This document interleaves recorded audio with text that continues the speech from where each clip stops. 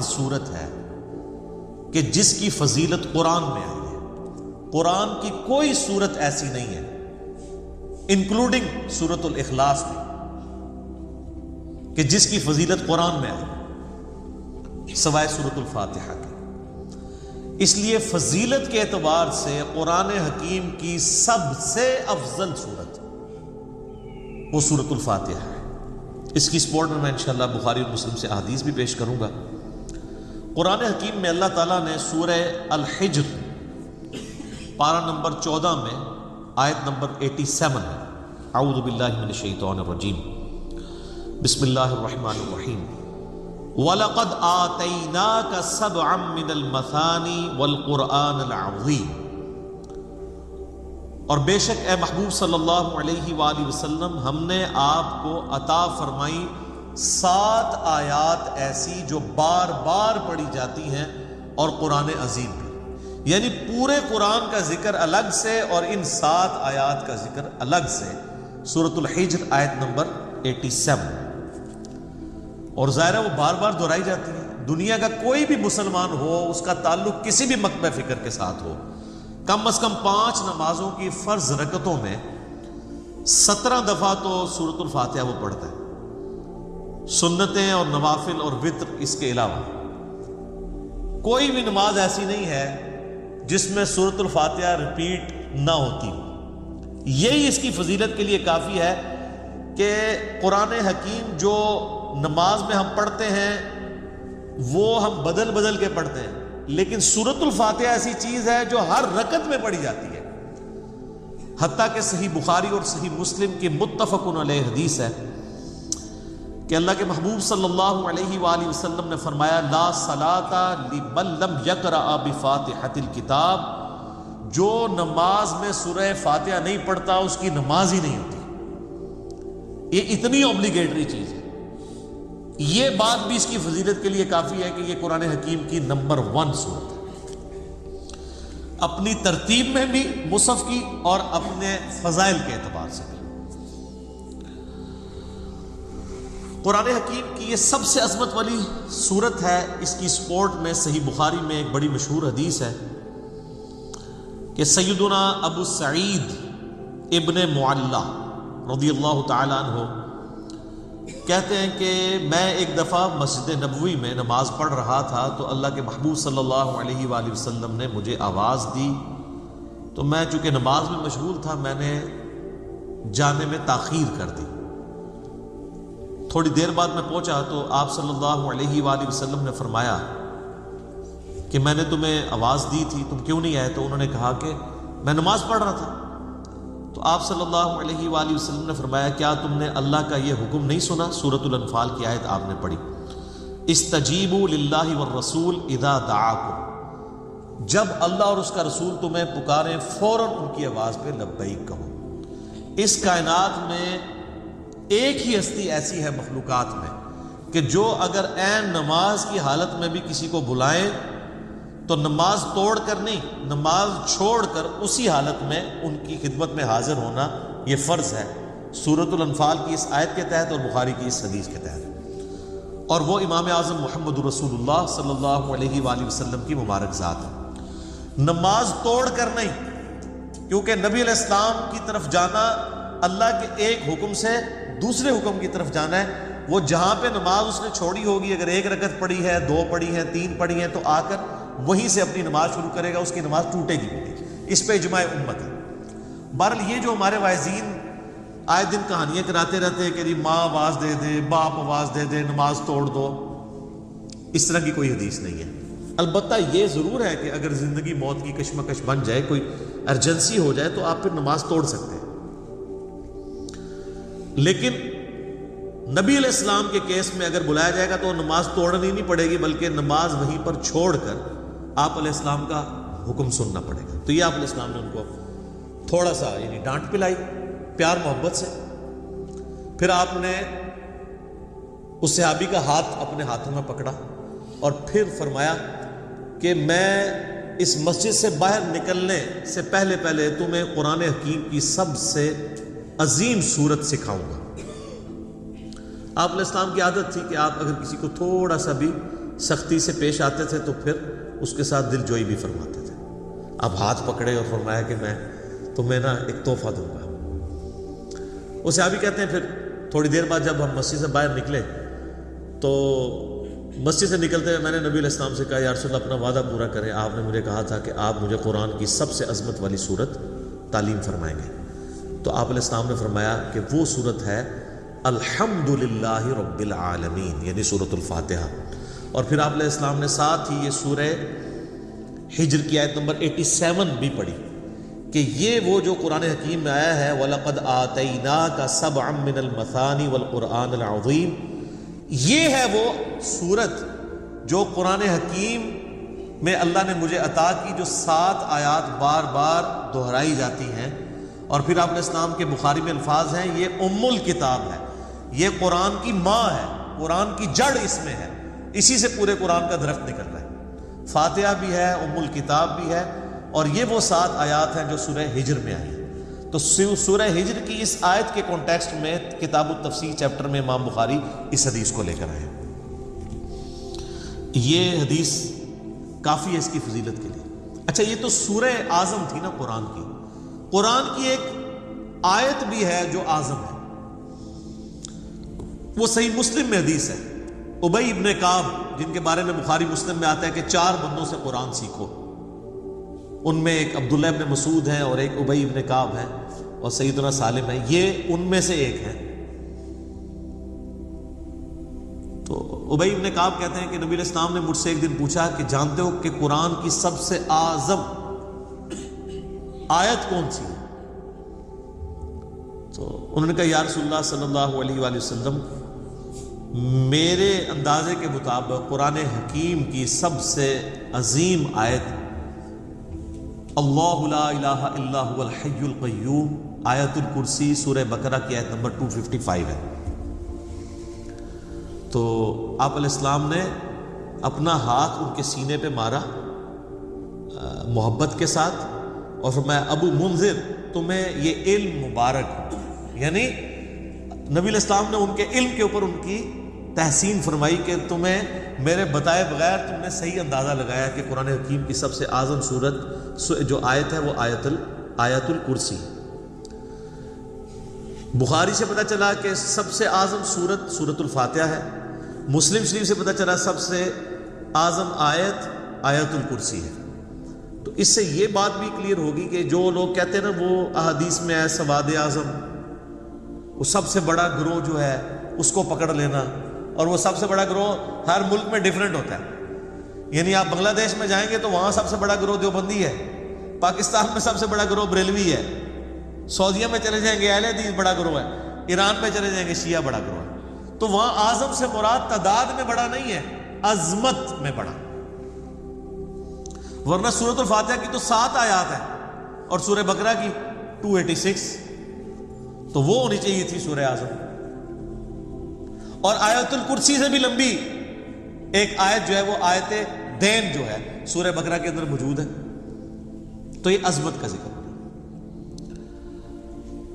اچھا میرے بھائیو صحیح مسلم میں ایک اور حدیث ہے، ابن عباس رضی اللہ تعالیٰ عنہما کہتے ہیں کہ نبی علیہ السلام کے پاس ایک دفعہ جبرائیل علیہ السلام بیٹھے ہوئے تھے. ہزار صحابہ نے نہیں دیکھا، آپ علیہ السلام نے بتایا. تو اچانک ایک آواز ان کو زوردار سنائی دی. یہ صحیح مسلم کی حدیث ہے. تو حضرت جبرائیل علیہ السلام نے نگاہ اٹھا کے اوپر دیکھا اور کہا یا رسول اللہ آج آسمان کا ایک ایسا دروازہ کھلا ہے جو آج سے پہلے کبھی نہیں کھلا تھا، اور اس دروازے سے ایک فرشتہ زمین پر اترا ہے. اتنے میں وہ فرشتہ حاضر ہوا نبی علیہ السلام کی خدمت میں. تو حضرت جبرائیل نے کہا کہ یا رسول اللہ یہ وہ فرشتہ ہے، یہ آج سے پہلے دنیا میں کبھی نہیں آیا تھا، اور وہ دروازہ بھی آج سے پہلے کبھی نہیں کھلا تھا، اور یہ فرشتہ آپ کو سلام عرض کر رہا ہے، اور اللہ کا یہ پیغام لے کر آیا ہے کہ آپ کو بشارت ہو 2 ایسے نوروں کی جو آپ سے پہلے کسی پیغمبر کو نہیں دیے گئے.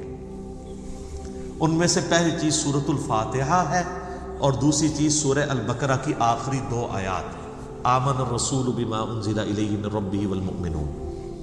تو سورۃ الفاتحہ وہ نور ہے جو کسی پیغمبر کو نہیں دیا گیا سوائے ہمارے محبوب صلی اللہ علیہ وآلہ وسلم کے. اچھا، صحیح بخاری کی جو میں نے حدیث بیان کی کہ سورہ اعظم ہے قرآن کی، اس کے تحت یہ بات تو بالکل کلیئر ہو گئی کہ نبی علیہ السلام نے سورۃ الفاتحہ کو جو تعلیم فرمایا اس کا آغاز کیا الحمدللہ رب العالمین سے۔ تو اس میں واضح اشارہ موجود ہے کہ بسم اللہ الرحمن الرحیم سورہ فاتحہ کا حصہ نہیں ہے، قرآن کا حصہ ہے۔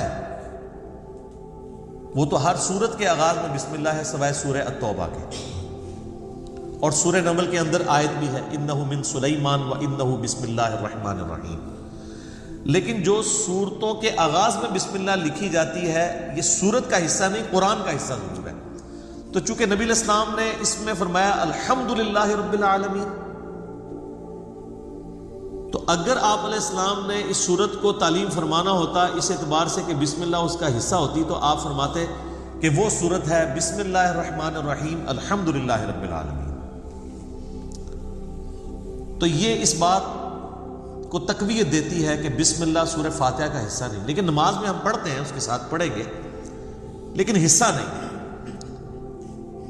البتہ مسلمانوں میں اہل حدیث مکتبہ فکر اور امام شافعی کے جو مقلدین ہیں ان کا موقف ہے کہ بسم اللہ سورہ فاتحہ کا حصہ ہے۔ اہل تشیع کا بھی یہی موقف ہے۔ اسی لیے آپ اگر شیعہ کے چھپے ہوئے قرآن دیکھیں گے اور اہل حدیثوں کے، اب یہ میرے ہاتھ میں جو قرآن ہے یہ سعودیہ سے چھپا ہوا ہے، یہ اہل حدیث کا ہے، اس میں بھی بسم اللہ الرحمن الرحیم کو پہلی آیت انہوں نے ڈکلیئر کیا ہوا ہے، اور الحمدللہ رب العالمین کو دوسری آیت۔ امام حنیفہ رحمہ اللہ تعالی اور یہی ایک ائمہ کا یہ موقف ہے کہ سورہ فاتحہ کا حصہ نہیں ہے بسم اللہ۔ میرے نزدیک امام ابو حنیفہ رحمہ اللہ کا موقف احادیث کی روشنی میں مضبوط ہے، کیونکہ نبی علیہ السلام سورہ فاتحہ کا اعلان کرتے ہوئے اس کو الحمدللہ رب العالمین سے بتا رہے ہیں۔ اس سے بھی بڑھ کر دلیل ایک صحیح مسلم کی حدیث ہے، بڑی رقت انگیز حدیث ہے، اور وہ حدیث قدسی آپ نے اکثر سنی ہوگی۔ سیدنا ابو ہریرہ رضی اللہ تعالیٰ عنہ کہتے ہیں کہ اللہ کے محبوب صلی اللہ علیہ وآلہ وسلم نے فرمایا اس شخص کی نماز ناقص ہے ناقص ہے ناقص ہے جو سورہ فاتحہ نہیں پڑھتا نماز میں۔ تو کچھ تابعین نے عرض کیا کہ ابو ہریرہ جب ہم امام کے پیچھے ہوتے ہیں پھر ہم کیا کیا کریں؟ تو انہوں نے کہا اقرأ بہا فی نفسک، تم پھر اپنے جی میں آہستہ آہستہ پڑھ لیا کرو۔ وہ جز القراء امام بخاری کی کتاب میں آتا ہے کہ وہ آپ نے جب امام سکتے کرتا ہے ان سکتوں کے دوران پڑھنی ہے، امام کے ساتھ نہیں پڑھنی۔ اب یہ الگ سے ایک ٹاپک ہے، میں آج اس کو ڈسکس نہیں کروں گا، میرا یوٹیوب پہ کلپ ہے امام کے پیچھے فاتحہ اور اس کے ساتھ نیو لکھا ہوا ہے، اس میں نے موقف بیان کیا ہے۔ اور پھر نبی علیہ السلام نے فرمایا حدیث قدسی، یعنی اللہ کا فرمان بزبان محمد رسول اللہ صلی اللہ علیہ وآلہ وسلم، کہ اللہ تعالیٰ فرماتا ہے قسمت الصلاۃ بینی و بین عبدی نصفین۔ اچھا، یہ حدیث شیعہ کے ہاں بھی پائی جاتی ہے جو میں بیان کر رہا ہوں صحیح مسلم کی، اب کہ میں نے نماز اپنے اور اپنے بندے کے درمیان برابر تقسیم کر لی ہے، نصف میرے لیے ہے اور نصف میرے بندے کے لیے۔ اور نماز کسے کہا؟ سورہ فاتحہ کو، پوری نماز۔ پھر اللہ تعالیٰ نے فرمایا، نبی علیہ السلام فرماتے ہیں کہ جب میرا بندہ کہتا ہے الحمدللہ رب العالمین تو میں کہتا ہوں میرے بندے نے میری حمد بیان کی، میری تعریف کی۔ جب وہ کہتا ہے الرحمن الرحیم تو میں کہتا ہوں میرے بندے نے میری ثنا کی۔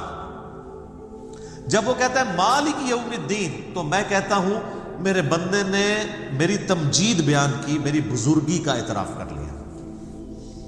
اور جب وہ کہتا ہے ایاک نعبد و ایاک نستعین تو یہ میرے اور میرے بندے کے درمیان کامن عہد اور بانڈ ہے، جو میرے بندے نے مجھ سے مانگا میں نے اسے دیا۔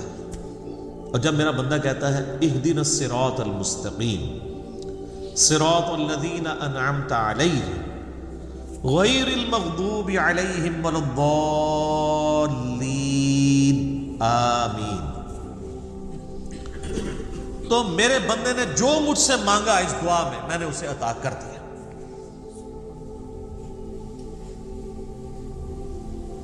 یہ حدیث بھی اس بات کا ثبوت ہے کہ سورہ فاتحہ کا حصہ بسم اللہ نہیں ہے۔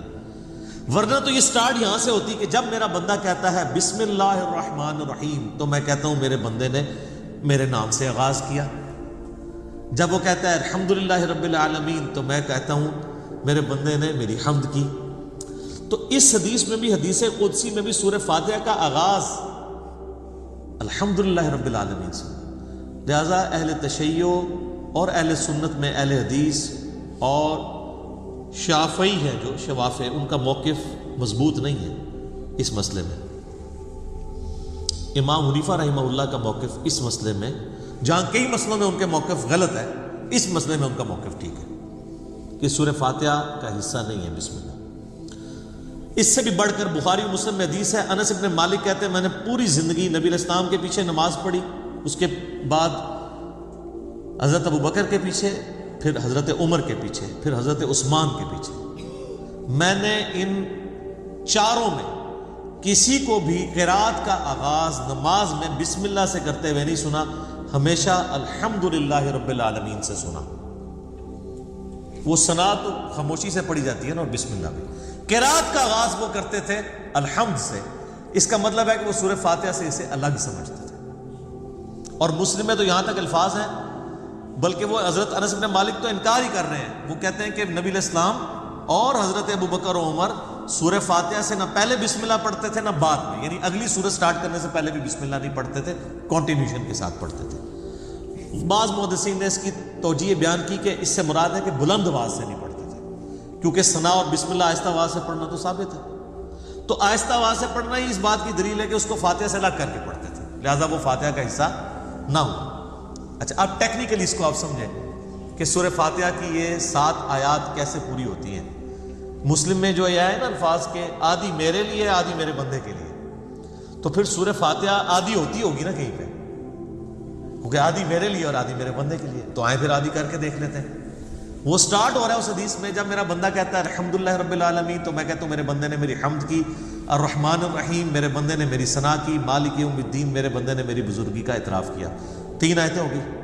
اس کے بعد آتا ہے ایاک نعبد و ایاک نستعین، یہ میرے اور میرے بندے میں کامن ہے، لہٰذا یہ آیت پھر سینٹر میں ہوگی، کیونکہ تینوں پہلی آیات جو ہیں وہ اللہ کی تعریف ہے. الحمدللہ رب العالمین، الرحمن الرحیم، مالک یوم الدین. ایاک نعبد و ایاک نستعین عہد ہے، اور کہا یہ کامن ہے، مراد یہ سینٹر میں ہے. اور اس کے بعد جتنی چیزیں وہ دعائیں ہیں، اہدنا الصراط المستقیم، یہ بندے کی ہوگی. صراط الذین انعمت علیہم غیر المغضوب علیہم ولا الضالین آمین. یہ 3 آیات اللہ سے دعا ہوئی، یہ بندے کے لیے، اور اس میں الفاظ ہیں جو میرے بندے نے مانگا میں نے دے دیا. پہلی 3 اللہ کی ثنا، اور سینٹر والی ایاک نعبد و ایاک نستعین کامن بانڈ. ٹھیک ہو گیا؟ اس سے بھی مزے کی بات، ایاک نعبد و ایاک نستعین بھی سینٹر ہو جاتی ہے. یہ ایک آیت ہے، ایاک نعبد، اے اللہ ہم تیری عبادت کرتے ہیں، یہ بھی اللہ کی تعریف. وَإِيَّاكَ نَسْتَعِينُ، اور دعا تجھ سے کرتے ہیں. واو پہ آگے سینٹر بنتا ہے. اس واو سے پہلے 3.5 آیات اس طرف ہیں اور 3.5 آیات اس طرف ہیں. یہ بالکل سینٹر بنتی ہے واو. ایاک نعبد، اور وہ اسی لیے حدیث میں ہے نا یہ کامن ہے. کامن کیوں ہے؟ ایاک نعبد میرے بندے نے میری عبادت کی، وَإِيَّاكَ نَسْتَعِينُ میرے بندے نے مجھ سے مانگا. اور کیا مانگا؟ اہدنا الصراط المستقیم صراط الذین انعمت علیہم غیر المغضوب علیہم ولا الضالین آمین. تو یہ اتنی مضبوط دلیل ہے، یہ جتنے دلیل کیا کتنے دلائل میں نے سامنے رکھ دیے ہیں کہ جس کے بعد کوئی گنجائش نہیں رہتی کہ کوئی بندہ ہٹ درمی پہ اور ضد پہ آ جائے. شیخ زبیر زئی رحمہ اللہ تعالیٰ سے 2008-9 کی بات ہے. میں نے اب چونکہ وہ اہل حدیث تھے تو اہل حدیث کی کوشش ہوتی ہے کہ امام حنیفہ ہر مسئلے میں غلط ثابت ہو جائیں. تو میں نے ان کے سامنے کہا جی اب آپ کو چیک کرتے ہیں، ہم بخاری مسلم کو مانتے ہیں کہ وہ یہ نہ ہو کہ امام حنیفہ کی دشمنی آپ کو اس پہ نہ ابھار دے کہ آپ سچائی سے اناد کریں. تو مجھے کہتے ہیں نہیں وہ بسم اللہ حصہ ہے فاتحہ کا. میں نے کہا جی یہ واضح احادیث ہے، یہ میں نے سارے دلائل آپ کو بھی سن کے اندازہ ہو گیا ہوگا اس کے بعد کوئی بندہ یہ مان سکتا ہے یا چھڑولی چھوڑ سکتا ہے آگے سے. بالکل واضح بات ہے. تو ان باتوں کا ان کے پاس کوئی جواب نہیں تھا. وہ کہتے ہیں نہیں امام شافعی. میں نے کہا امام شافعی کو چھوڑیں، آپ کہتے ہیں کتاب و سنت، اب آپ کہہ رہے ہیں امام شافعی کہتے ہیں بسم اللہ حصہ ہے. ہم آپ کو بخاری مسلم سے ثابت کر رہے ہیں کہ سورہ فاتحہ کا حصہ نہیں ہے بسم اللہ. بہرحال نماز میں بھی پڑھیں گے، قرآن میں بھی پڑھا جائے گا، قرآن کا حصہ ہے سورہ فاتحہ سے پہلے پڑھنا، اور نماز میں بھی ہم بسم اللہ پڑھنا سنت ہے، بسم اللہ پڑھ کے ہی سورہ فاتحہ پڑھی جاتی ہے. جب بالکل پہلی دفعہ پڑھی جائے گی پھر تو اعوذ باللہ بھی پڑھا جائے گا، یہ بھی ذہن میں رکھیے گا. پہلی رکعت میں تو اعوذ باللہ سے بھی سٹارٹ کریں گے، باقی رکعتوں میں صرف بسم اللہ سے. کیوں؟ قرآن جب بھی پڑھا جائے گا نا تو اعوذ باللہ سے آغاز ہوگا. ایون آپ نے قرآن پڑھتے پڑھتے تلاوت روک دی، بند کی، کسی سے گپ شپ کی، دوبارہ پڑھیں گے تو اعوذ باللہ سے. اور اس کا حکم جو ہے سورۃ النحل آیت نمبر 98 میں موجود ہے، فَإِذَا قَرَأْتَ الْقُرْآنَ فَاسْتَعِذْ بِاللَّهِ مِنَ الشَّيْطَانِ الرَّجِيمِ. پس تو جب بھی قرآن کی قرات کرنے لگے تو اللہ کی پناہ حاصل کر لیا کر شیطان مردود کے اگینسٹ. کیوں؟ اگر آپ شیطان کے اگینسٹ اللہ کی پناہ نہیں حاصل کریں گے تو قرآن پڑھ کے آپ غلط رزلٹ بھی نکال سکتے ہیں. اس میں قرآن کا قصور نہیں ہے. اگر ایک اچھی گاڑی ہے اس پہ ڈرائیور غلط بیٹھ کے جا کے ٹھوک دیتا ہے تو گاڑی کا تو قصور نہیں ہے. تو قرآن حکیم سے غلط رزلٹ جان بوجھ کے لوگ نکال سکتے ہیں جب تک کہ اپنے آپ کو قرآن کے سامنے سرنڈر نہ کریں اور اللہ تعالیٰ کے سامنے اپنے آپ کو پیش نہ کریں شیطان کے اگینسٹ کہ یا اللہ تو ہی پناہ دے ہمیں اس کے اگینسٹ. ورنہ قرآن حکیم وہ پڑھیں گے تو اس سے غلط رزلٹ بھی نکال سکتے ہیں، وَلِعَوْذُ بِاللَّهِ تَعَالَى. اس لیے حکم دیا گیا. اچھا، بخاری مسلم کی ایک حدیث بڑی مزے کی ہے. صحابہ کرام کا قافلہ کہیں جا رہا تھا، راستے میں انہوں نے ایک جگہ پانی کے لیے پڑاؤ کیا تو وہاں پہ ایک قبیلہ آباد تھا. انہوں نے صحابہ کرام کی کوئی مہمان نوازی نہیں کی، لیکن اسی دوران ان کے قبیلے کے سردار کو ایک سانپ یا بچھو نے ڈس لیا. یہ حدیث بخاری میں بھی ہے اور مسلم میں. تو جب وہ سانپ اور بچھو نے ڈس لیا تو وہ صحابہ کرام کے پاس آئے اور کہا کہ تم میں سے کوئی ایسا ہے جو جھاڑ پھونک کر سکتا ہو، دم ڈال سکتا ہو زہریلے جانور کا؟ تو ایک صحابی نے کہا ہاں مجھے ایک دم آتا ہے، لیکن میں یہ بکریوں کا پورا ریوڑ اس کے عوض معاوضہ لوں گا. مرتے کیا نہ کرتے، پھنسے ہوئے تھے. انہوں نے کہا ٹھیک ہے. اس نے جا کے دم ڈالا سورہ فاتحہ پڑھ کے. تو حدیث کے الفاظ ہیں وہ بندہ اس طرح ہو گیا جیسے مردہ زندہ ہو جاتا ہے اس کے اثر سے، دم کے. بکریوں کا ریوڑ والے کیا. اب صحابہ کرام میں اختلاف ہو گیا. ایک گروہ نے کہا کہ یہ تو آپ نے قرآن پڑھنے کی اجرت لے لی، یہ تو حرام ہے. زیادہ پرہیزگار لوگ بھی ہوتے ہیں نا. دوسرے نے کہا نہیں ہم نے معاوضہ لیا، بالکل ٹھیک ہے. بہرحال یہ طے پایا کہ نبی علیہ السلام سے جا کے فیصلہ کروائیں گے. آپ علیہ السلام کے پاس آئے تو آپ صلی اللہ علیہ وآلہ وسلم نے پہلے تو اس کی تحسین کی کہ تو نے یہ بہت بڑی انوینشن کی ہے، تجھے کس نے بتا دیا کہ سورہ فاتحہ میں اتنی شفا ہے؟ سورہ فاتحہ شفا بھی دیتی ہے. اور پھر آپ علیہ السلام نے فرمایا ان احق ما اخذتم علیہ اجرا کتاب اللہ. سب سے بہترین چیز جس کے اگینسٹ تم معاوضہ طلب کر سکتے ہو وہ اللہ کی کتاب ہے. اور پھر آپ علیہ السلام نے فرمایا کہ